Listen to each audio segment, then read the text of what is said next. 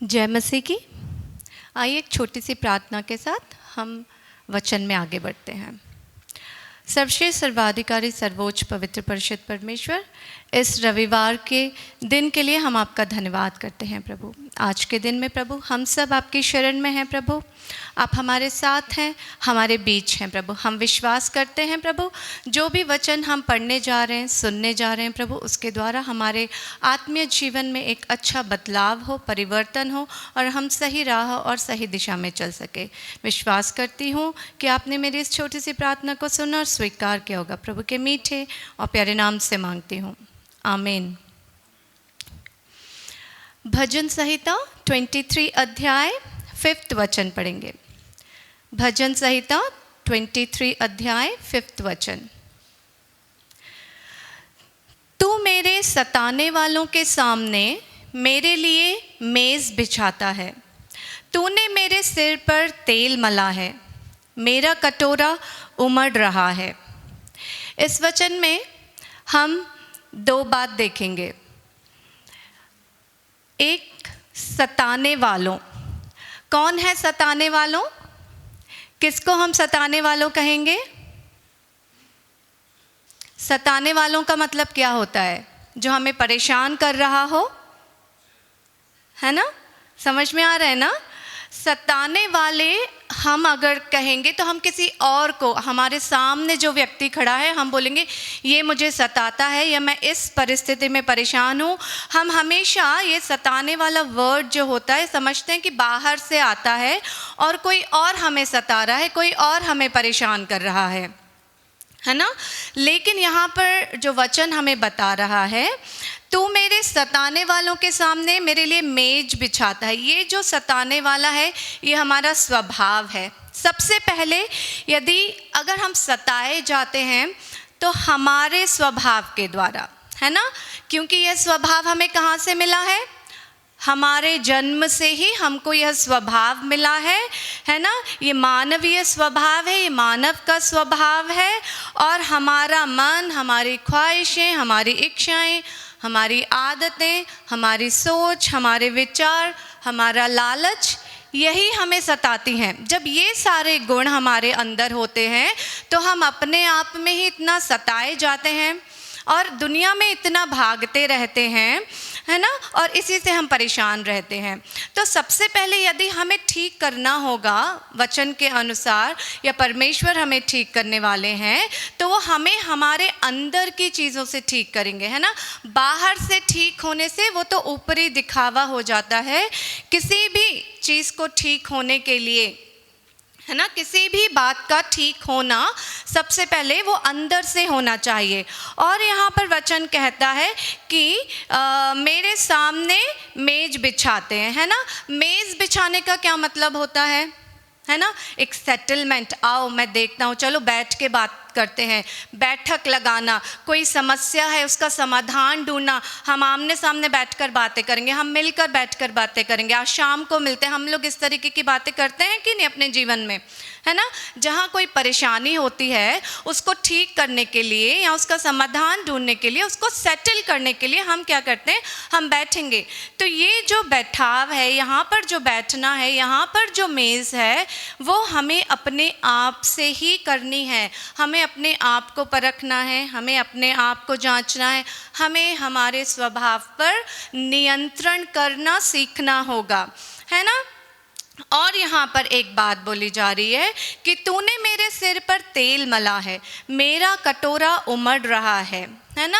ये जो तेल है ये कहाँ से आया? और ये तेल मलने के बाद जो हमारा कटोरा है वो उमड़ रहा है ना? उमड़ने का मतलब होता है भर कर फ्लो होना, भर कर बहना। यानी ऐसी कोई चीज़ है जो हमारे अंदर भरी जाएगी और वो बहेगी, और उसके लिए क्या किया गया? तेल मला गया है ना? तो ये कटोरा कैसे उमड़ रहा है? कैसे कोई चीज़ भरी जाएगी? कोई खाली पात्र है अगर, तो उसे कैसे भरा जाएगा? अपने आप भर जाता है क्या? कोई भी खाली पात्र अपने आप भर सकता है ना? कोई ऐसा जादू है हमारे पास कि कोई खाली पात्र भर जाए? कोई तंत्र, कोई मंत्र, कोई यंत्र, इसके द्वारा हम अपने खाली पात्र को भर सकते हैं?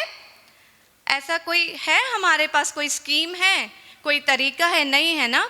तो ये जो तेल है हमारे पास, और ये जो उमड़ रहा है, जो तेल हमारे सर पर मला गया है, और इसके द्वारा जो हमारा कटोरा उमड़ रहा है, इसके लिए क्या किया गया होगा? किसने प्रयास किया? क्या हुआ होगा कि एक व्यक्ति ये कह रहा है कि तूने मेरे सिर पर तेल मला है और ये मेरा जो कटोरा है ये उमड़ रहा है ना।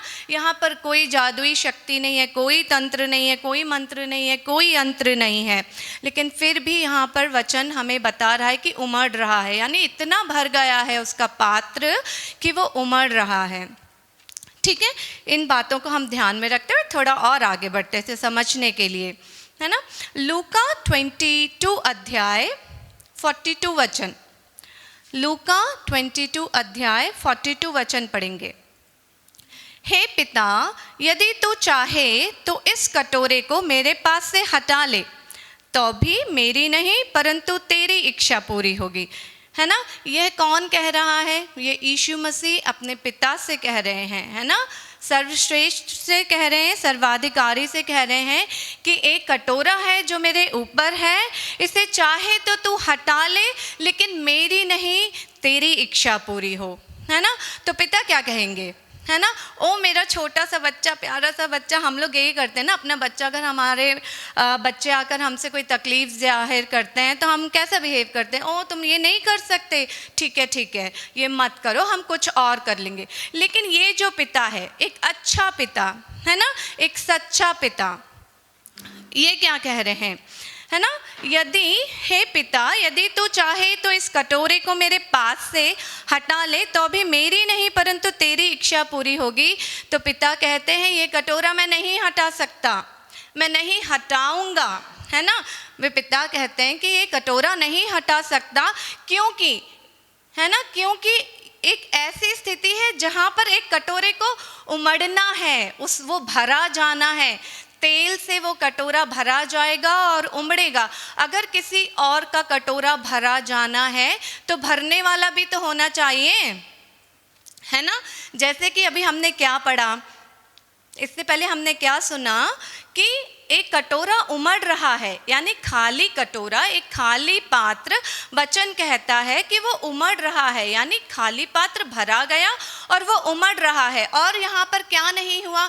कोई जादू नहीं हुआ, कोई तंत्र नहीं हुआ, कोई मंत्र नहीं हुआ, लेकिन फिर भी वचन कहता है। और यहाँ पर दूसरा वचन कहता है कि इस कटोरे को मेरे ऊपर से हटा ले। तो पिता क्या कहते हैं कि ये कटोरा मैं नहीं हटा सकता, क्योंकि इससे पहले जो वचन हमने पढ़ा है वहाँ पे कटोरे को उमड़ना है ना, वो भरा जाना है। तो फिर, है ना, पिता कहते हैं, पिता की इच्छा क्या है कि जो मेरे विश्वासी हैं, जो मुझे मानते हैं, जो मुझे जानते हैं, और जो वे अपनी अवस्था को मेरे सामने रखते हैं, उनका अगर पात्र भरा जाना होगा तो तुम्हें इस पात्र का भार उठाना है। उठाने वाला अगर कोई नहीं है, पात्र भरने वाला कोई नहीं है, तो दूसरों के पात्र भरे कैसे जाएंगे? खाली पात्र खाली ही रह जाएंगे ना। तो किसी को तो ये डिसीजन लेना होगा ना, भार उठाना होगा ना। सब लोग पात्र लेकर आ जाएंगे, मेरा पात्र खाली है, मेरा कटोरा खाली है, मेरा कटोरा भर दो, तो कैसे भरेगा? किसी एक व्यक्ति को निर्णय लेना होगा, किसी एक व्यक्ति को अपनी क्षमता प्रकट करनी होगी, किसी एक व्यक्ति को साहस दिखाना होगा, हिम्मत दिखाना होगा। उस एक व्यक्ति के द्वारा ही फिर जो सब लोग हैं उनके पात्र भरे जाएंगे। अदरवाइज क्या होगा? नहीं तो सबके पात्र खाली रह जाएंगे, है ना। और खाली पात्रों का हम करेंगे क्या? खाली पात्र का क्या हम कोई इस्तेमाल कर सकते हैं, है ना, है कि नहीं है? तो फिर ये पात्र भरने वाला कौन है और वो कैसे भरेगा? क्या करना होगा उसे, है ना। और वो अपने पिता से बोल रहे हैं कि ये पात्र हटा लो, और पिता बोलते हैं स्ट्रिक्टली कि मैं नहीं हटा सकता, क्योंकि मेरे विश्वासी लोग जो हैं, है ना, मैंने उनसे बोला है कि तुम्हारा पात्र भरा जाएगा। उनका पात्र सिर्फ भरा नहीं जाएगा, उमड़ेगा, है ना। तो तुम्हें तो ये काम करना ही होगा, है ना। एक अच्छा पिता अपने बच्चे को यही सिखाएगा ना। एक अच्छा पिता क्या जिम्मेदारियां सिखाएगा। ये अब जिम्मेदारी किसकी हो गई?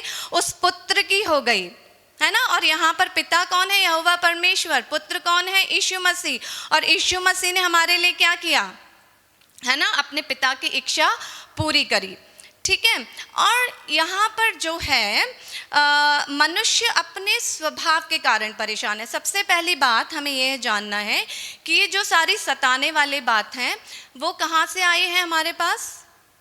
वो हमारे जन्म से है, हमारा जन्म का स्वभाव है ना, इस दुनियादारी का स्वभाव है। और इस दुनिया ने ही हमें ऐसा बनाया है ना, जिस दुनिया में हमने जन्म लिया, ये दुनियादारी ने ही हमें ऐसा स्वभाव दिया, ऐसा व्यक्तित्व दिया। अब इसको बदलने के लिए किसी को तो बहुत बड़ी क्षमता दिखानी होगी ना, किसी को बहुत ताकत लगानी होगी, बहुत ज़्यादा मतलब काम करना होगा, वो कितना ही कठिन क्यों ना हो, है ना, है कि नहीं?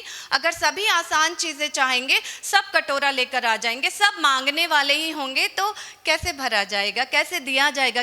कोई ऐसा होना चाहिए ना, किसकी झोली भरी हो, किसी के पास ऐसी क्षमता हो कि वो दूसरों को देने लायक हो, तो कौन देगा ये सारी चीज़ें, कैसे आएंगी, है ना?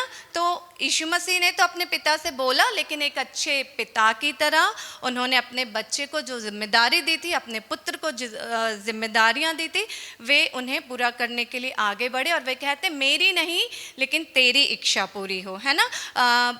परमेश्वर का उद्देश्य, उनका आदेश ही पूरा करना उनके बेटे का कर्तव्य था। हम एक और वचन देखेंगे, लूका 22:44 वचन, 22 अध्याय 44 वचन, लूका 22 अध्याय 44 वचन। और वह अत्यंत संकट में व्याकुल होकर और भी हृदय वेदना से प्रार्थना करने लगा, और उसका पसीना मानो लहू की बड़ी बड़ी बूंदों की नाई भूमि पर गिर रहा था, है ना।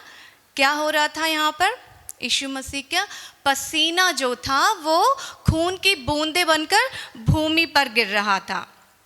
एक और वचन देखेंगे, भजन संहिता 23 अध्याय 6 वचन, निश्चय भलाई और करुणा जीवन भर मेरे साथ साथ बनी रहेगी, और मैं यहोवा के धाम में सर्वदा वास करूंगा, है ना। सबसे पहले हमने क्या सुना? जो हमारी सताने वाली आदतें जो हमारी हैं, जो अपनी हैं, उनका ठीक होना ज़रूरी है।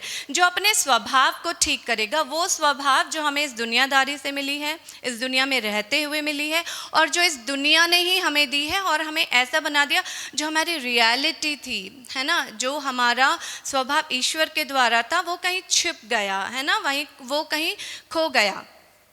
उसको वापस लाने के लिए, है ना, ये सारा प्रयास किया जा रहा है। तो यहाँ पर एक व्यक्ति है जो मेहनत कर रहा है हमारा उस ओरिजिनल स्वभाव लाने के लिए, है ना। उसके लिए त्याग चाहिए, उसके लिए बलिदान चाहिए, है ना। वो अत्यंत संकट में व्याकुल होकर भी, है ना, अत्यंत संकट में व्याकुल होकर भी हृदय वेदना से प्रार्थना करने लगे, है ना। जो जिम्मेदारी उनके पिता ने उन्हें दी थी, यीशु मसीह को दी थी, उसके लिए वो वेदना से भर गए, और उन्होंने ऐसी क्षमता दिखाई कि पसीना, है ना, हम लोग क्या बोलते हैं कि ये मेरे खून पसीने की कमाई है। हम लोग मेहनत करते हैं ना, है ना, शरीर से जो मेहनत की जाती है उसके लिए ही अगर हम ये बोल सकते हैं कि मेरी खून पसीने की कमाई है, मैंने इतना पसीना बहाया है, ये मेरा काम काज है, मैं घूमता हूँ, इतनी मेहनत करता हूँ, चलता हूँ, तो ये तो आत्मा का कार्य है। इसके लिए क्या करना होगा, है ना। आत्मा के कार्य के लिए हमारा जो पसीना, हम मेहनत करके शारीरिक रूप से मेहनत करते हैं और हमारा पसीना बहते हैं, और उसकी आमदनी से, उसकी कमाई से हम अपने घर परिवार को पालते हैं, अपनी जिम्मेदारियां उठाते हैं, और है ना, हम अपनी ज़रूरतें, जो भी हमारी ज़रूरतें हैं वो सारी हम पूरी करते हैं। तो वो कहाँ से होता है? शारीरिक मेहनत। और जब शरीर से मेहनत की जाती है तो हम पसीना बहाते हैं, ठीक है। हर कोई ये कहता है कि नहीं, खून पसीने की कमाई, हम सब खून पसीने की कमाई खाते हैं कि नहीं, या हमारी जो कमाई है वो कहीं और से आ जाती है ना। हर व्यक्ति अपने अपने स्थिर पर, छोटा काम करने वाला हो, बड़ा काम करने वाला हो, वो मेहनत करता है ना, दिन रात एक करता है, अपना पसीना बहाता है। क्यों? क्योंकि उसके पीछे इतनी सारी जिम्मेदारियां हैं, उसका घर परिवार है, उसको अपनी सारी जिम्मेदारियां पूरी करने के लिए पसीना बहाना पड़ेगा। तो यहाँ पर भी है एक व्यक्ति, यीशु मसीह, जो हमारे लिए पसीना नहीं बहा रहे हैं, उनका पसीना भी खून बन गया है। कितनी बड़ी बात है। ऐसा अद्भुत कार्य कहीं और सुना है? किसी और ने किया है आज तक? अगर हमारा कोई विरोधी होता है, ऐसी कोई सिचुएशन, ऐसी कोई परिस्थिति होती है जहां हमें अपने कामों को सफल करना, इससे पहले अगर हम बात सुनेंगे, अगर हम और थोड़ा पीछे जाएंगे, यीशु मसीह से पहले वाली स्थितियों में जाएंगे, तो वहां पर क्या होता था? लड़ाई होती थी, युद्ध होता था, इसने उसे मारा, उसने उसे मारा, जो हमें चाहिए हमने छीन लिया, है ना? वहां पर क्या हो रहा था? वहां पर भी पसीना बहाया जा रहा था, लेकिन वहां क्या कार्य हो रहा था? हम लड़ रहे थे, झगड़ रहे थे, एक दूसरे का छीन ले रहे थे, जो मेरा नहीं है वो भी मुझे चाहिए, है ना? और जो किसी और का है वो भी छीन कर लिया, ऐसी स्थितियां थी। लेकिन यहाँ पर मसीह ने क्या किया? मसीह ने क्या किया?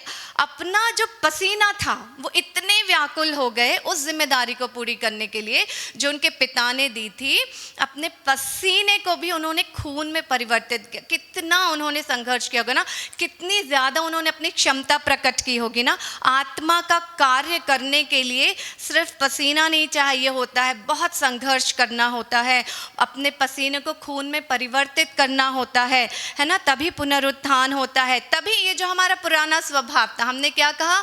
हमारा एक स्वभाव है जो जन्म से था, जो दुनियादारी से था और जो दुनिया ने हमें दिया था, उसे बदलने के लिए, उससे बाहर निकलने के लिए कौन सा फॉर्मूला लगाया गया? कौन सा सूत्र लगाया गया? इस सूत्र क्या है? सूत्र क्या होता है? हम फॉर्मूला किसे कहते हैं? एक माननीय तरीके से, एक फिक्स तरीका होता है, यहाँ पर ये फॉर्मूला लगाओ, तुम्हारा सॉल्यूशन निकल आएगा, तुम्हें जवाब मिल जाएगा, है ना? जो भी आज हम काम करते हैं वहाँ हर जगह फॉर्मूले अप्लाई किए जाते हैं ना। हमारा हर काम फॉर्मूले के ऊपर ही निर्धारित है। तो ये स्वभाव बदलने के लिए भी एक फॉर्मूला चाहिए था, जो ढूंढे ढूंढे नहीं मिला, जो कोई नहीं कर पाया, है ना? इतने यीशु मसीह के पैदा होने से लेके उनके मरने तक कोई भी इस फॉर्मूले को ढूंढ नहीं पाया, है ना? इस फॉर्मूले को देने के लिए ही उनका जन्म हुआ था। यही फॉर्मूला वो देने आए थे, वो तरीका बताने आए थे कि तुम लोग की जो समस्याएं हैं, तुम लोग की जो परेशानियां हैं, तुम लोग के जो जीवन में वेदना है, तुम लोग जिस समस्याओं से गुजर रहे हो, आंसुओं से गुजर रहे हो, शोक से गुजर रहे हो, बीमारियों से गुजर रहे हो, उसके लिए एक फॉर्मूला है। लेकिन परिश्रम और प्रयास तुम्हें करना है, तुम्हें इस कदर अपने आप को ना आगे बढ़ाना है अच्छाई में। वचन क्या कह रहा था? भलाई और करुणा, है ना? ये भलाई और करुणा जब तक हमारे स्वभाव में ना आ जाए, ये फॉर्मूला हम अप्लाई ही नहीं कर पाते। ये फॉर्मूला अगर हमारे जीवन में होना है तो हमें सबसे पहले भलाई और करुणा को जानना होगा, जो हमें मसीह के द्वारा मिलती है ना? मसीह के द्वारा जो करुणा और भलाई हमें सिखाई गई है। उन्होंने आके सिर्फ ऐसा नहीं है कि वो आए और उन्होंने एकदम से ये काम कर दिया, वो हमारे बीच घूमे, है ना? उन्होंने हमें अपने साथ रखा, हमें सिखाया, चलाया, हर एक चीज़ पर वो फॉर्मूला अप्लाई करना बताया, है ना? उन्होंने कोई जादुई शक्तियों से बीमारियों का इलाज नहीं किया था, है ना? हम जानते हैं ना, अगर हम इस सिचुएशन से पहले की सारी भी बात देखेंगे तो कोई जादुई शक्ति से उन्होंने बीमारियों का इलाज नहीं किया था। अंधों को आंखें दी थी तो कोई जादुई शक्ति नहीं थी, लंगड़ों को चलने की क्षमता दी थी तो वहाँ पर कोई जादू अप्लाई नहीं किया था, है ना? वो उन्होंने यही फॉर्मूला अप्लाई, उनके अंदर ऐसी क्षमता थी, वो अपने पिता का उद्देश्य पूरा करने आए थे, जो आदेश था उनके पिता का उसे पूरा करने आए थे। और उन्होंने अपने पसीने को, वो हमें उस वक्त नहीं दिख रहा था, लेकिन अब क्योंकि उनके कूच का समय आ गया था, उनके जाने का समय आ गया था, तो वो आखिरी बात भी वो हमें सिखाकर चले गए, है ना? जब हमारे बीच में घूम रहे थे तब हमने यह नहीं देख पाया कि उनका पसीना भी खून बन रहा है। और जबकि जब से वे पैदा हुए, जब से उन्होंने बोध किया, वो हमेशा ऐसी ही स्थिति से गुजरे हैं, हर काम को करने के लिए जो उनका पसीना था ना, वो खून की तरह उन्होंने हमारे लिए लगा दिया, है ना? वो जब सूली पर चढ़ाए गए तभी जब हमने देखा, हमारी आँखों को क्या दिखाई देता है? जब कोई चीज़ वास्तविकता में ठोस रूप से हो रही है तभी हमारी आँखें उन्हें देख सकती हैं। लेकिन यीशु मसीह हमेशा से हमारे लिए यही कार्य कर रहे थे, वो शुरुआत से भी हमारे लिए यही कार्य कर रहे थे, अपने पसीने को खून में परिवर्तित करके हमारे लिए कार्य कर रहे थे, है ना? एक अंधे को आंख देना क्या आसान बात है? आज क्यों नहीं कर पाते हैं हम? आज तो हम इतनी ज़्यादा पढ़ाई लिखाई कर चुके हैं, इतने ज़्यादा हमारे पास टेक्निकल फैसिलिटीज़ हैं, है ना? टेक्नोलॉजी है, हमारा ज्ञान तो दूसरे लेवल का है, फिर भी आज हम अंधों को आंखें क्यों नहीं दे सकते? लंगड़ों को चलने की क्षमता क्यों नहीं दे सकते? क्यों आज भी दुनिया में ये सब कमी है या नहीं है? है ना? सब मानते हैं ना इस बात को? क्योंकि आज कोई अपना जो पसीना है ना वो खून में परिवर्तित नहीं कर पाएगा, नहीं कर पा रहा है। इसीलिए जब मनुष्य को ये स्वभाव मिल जाएगा ना, वो इस एक फॉर्मूले को सीख जाएगा ना, भलाई और करुणा को अपना लेगा ना, तब वो यहोवा के धाम में सदा वास करेगा, है ना? ये आसान नहीं है। यहोवा के धाम में किसने वास किया? जिसने अपने पसीने को खून में परिवर्तित कर लिया, वही जाकर यहोवा परमेश्वर के बगल में बैठे हुए हैं, है ना? और ये पुनरुत्थान का भी फर्स्ट स्टेप था। इससे पहले पुनरुत्थान शब्द ही नहीं था, इससे पहले पुनरुत्थान वाली बात ही कोई नहीं जानता था। लेकिन जब यीशु मसीह आए और उन्होंने ये सारे कार्य हमें कर कर दिखाए, आत्मिक रूप से हमारे बीच रहते हुए उन्होंने जो सामर्थ्य का कार्य हमें दिखाया है, उसी में ये पुनरुत्थान का काम हुआ है, उसी में यह जो परिवर्तन हुआ है ना? ये परिवर्तन, क्या परिवर्तन किया उन्होंने? पुराना जो स्वभाव था, यानी दुनियादारी वाला जो स्वभाव था, दुनिया में रहते हुए जो स्वभाव हमें मिला था, जो इस दुनिया ने हमें हमारे ऊपर थोप दिया था, है ना? जबरदस्ती थोपते चले गए थे ना, इस चीज को ही वो बदलने के लिए आए थे। तुम्हारा जन्म इसलिए नहीं हुआ है कि तुम दुनिया की उंगली पकड़ो और आगे चलते जाओ। तुम्हें बड़े कार्य करने हैं, तुम्हें अद्भुत कार्य करने हैं, तुम्हें परिवर्तन लाना है। और जहाँ पे भी परिवर्तन शब्द आता है ना, वो परिवर्तन बहुत कठिनाई से होता है, इजी नहीं है। हम आसानी से किसी भी परिवर्तन को इस समाज में या दुनिया में नहीं ला सकते, बहुत ज़्यादा क्षमता लगती है। छोटे से छोटा परिवर्तन करने के लिए भी ना लंबा समय लग जाता है, बहुत सारी शक्ति लग जाती है। तो यही शक्ति जब यीशु मसीह ने लगाई, है ना, उन्होंने किस हद तक अपनी शक्ति लगाई उस पुराने स्वभाव को बदलने के लिए, है ना, उस दुनियादारी के स्वभाव को बदलने के लिए। यही है वो चीज़, है ना। हम जब आज़ादी की लड़ाई लड़ रहे थे, है ना, अंग्रेज़ों ने आकर हम पे शासन किया था भारत पर, तब कैसे कैसे नारे लगाए गए थे, है ना। सुभाष चंद्र बोस ने क्या कहा था? तुम मुझे खून दो, मैं तुम्हें आज़ादी दूंगा, कहा था कि नहीं? तो मतलब खून इतना इम्पॉर्टेंट है, खून प्राण है। जब हम किसी चीज़ को प्राण से मांगते हैं, प्राण लगा कर मांगते हैं ना, तब हमें आज़ादी मिलती है। इस दुनियादारी ने हमारी स्वतंत्रता को छीनकर हमें जिस बंदिश में डाल दिया था और हमें एक मजदूर की तरह इस्तेमाल कर रहे थे, हमें मजबूर की तरह इस्तेमाल कर रहे थे, हमारी शक्तियों को छीन कर, है ना, हमें एक मजबूर इंसान बना दिया था। उस स्थिति का परिवर्तन करने के लिए यीशु मसीह ने अपना पसीना खून में परिवर्तित किया और एक एक बूंद को उन्होंने हमारे लिए दे दिया और, है ना, हमें आज़ादी दे दी, है ना। हमने जब देश की आज़ादी पाई, जब ज़मीन की आज़ादी पाई, हम छोटे से ज़मीन के टुकड़े के लिए अपना खून बहा सकते हैं। तो आत्मा की बंदिश में रहकर हम इस ज़मीन पर रहकर क्या करेंगे?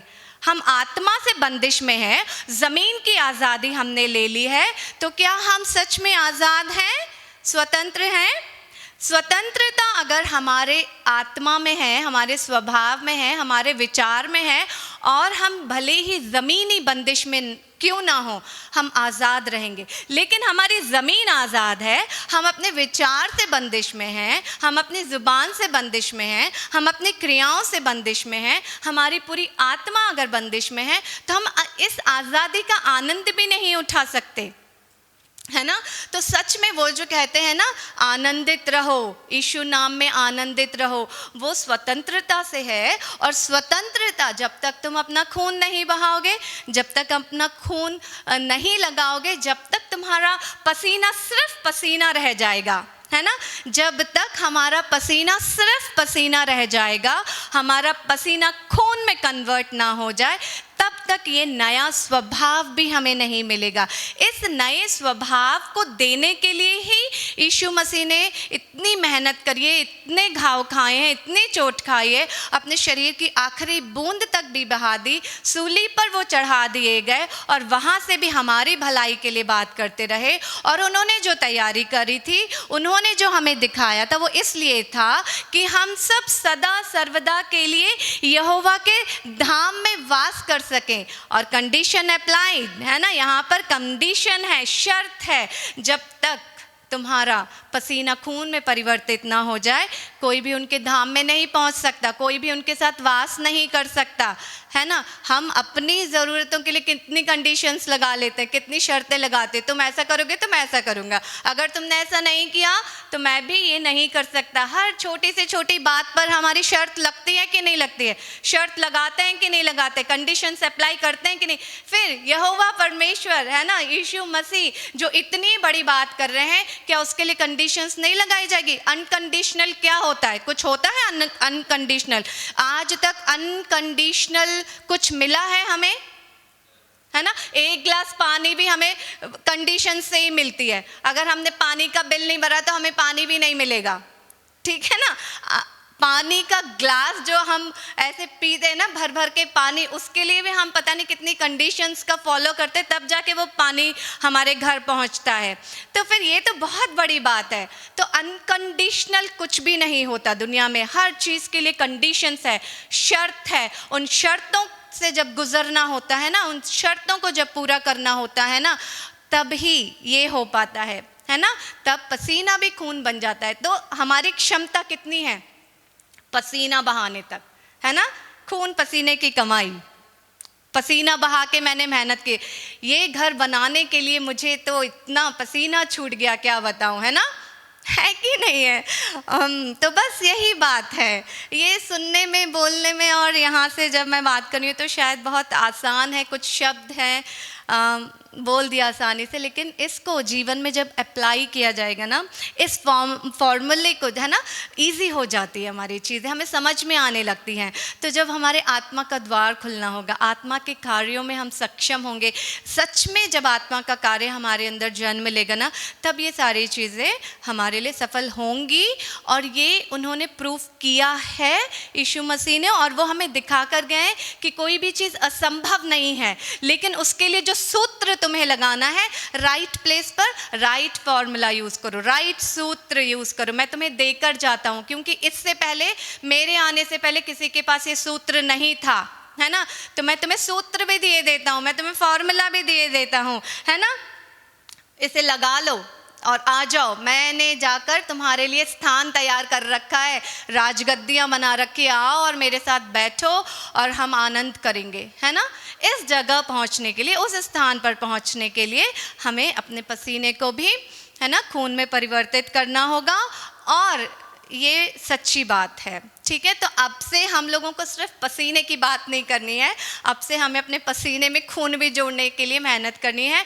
यही हमारे आत्मीय जीवन की सफलता है। सफलता का सूत्र क्या है ना, सफलता का सूत्र हम क्या बोलते हैं? दुनिया में सफलता के बहुत सारे सूत्र हैं, है ना। दिन रात मेहनत करो, पढ़ाई करो, है ना, जॉब की तैयारी करो, है ना, है कि नहीं है? ये सूत्र हैं, हम सूत्र पढ़ते हैं ना, सक्सेस के क्या मंत्र हैं, क्या तंत्र हैं, क्या पढ़ते हैं ना। तो ये आत्मा के कार्यों की शक्ति है, इसके लिए भी एक सूत्र है। ये सूत्र जिसने जान लिया, फिर वो इस दुनिया में कुछ भी नहीं मांगेगा, ठीक है ना।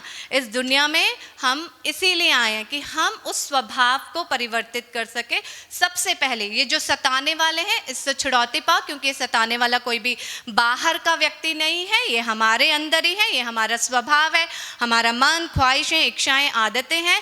इन सताने वालों पर अगर हमने नियंत्रण कर लिया, तब हम कहाँ पहुँच पाएंगे? उस भरे हुए पात्र को प्राप्त कर पाएंगे, है ना, जो तेल के द्वारा भरा गया है। और वो जो पात्र उमड़ रहा है, वो है ये पसीना जो यीशु मसीह का है, जो रक्त में बदल गया है, रक्त में परिवर्तित हो गया है। अब वो हमारे ऊपर से उमड़ रहा है, और इस उमड़ते हुए पात्र को हम ढोएंगे अब, है ना। और इस पात्र में जो भरा हुआ है ना, जो शक्ति है ना, वो हम एक दूसरे के साथ बांटेंगे और हर किसी को ये बताएंगे कि यहोवा के धाम में सदा सर्वदा कैसे रहना है, कैसे पहुंचना है, वहाँ तक की यात्रा का जो मंत्र है और जो सूत्र है ना, और जो फॉर्मूला है वो आज हमने यहाँ से सीखा है। तो हम सबको सिर्फ यहाँ तक के बारे में नहीं सोचना है, थोड़ी और सोच में परिवर्तित करो, थोड़ी और इस दुनियादारी के स्वभाव से बाहर निकलो और उस आत्मीय स्वभाव को प्राप्त करने की कोशिश करो जो हमें हमारे सर्वश्रेष्ठ सर्वोच्च पिता परमेश्वर ने दी है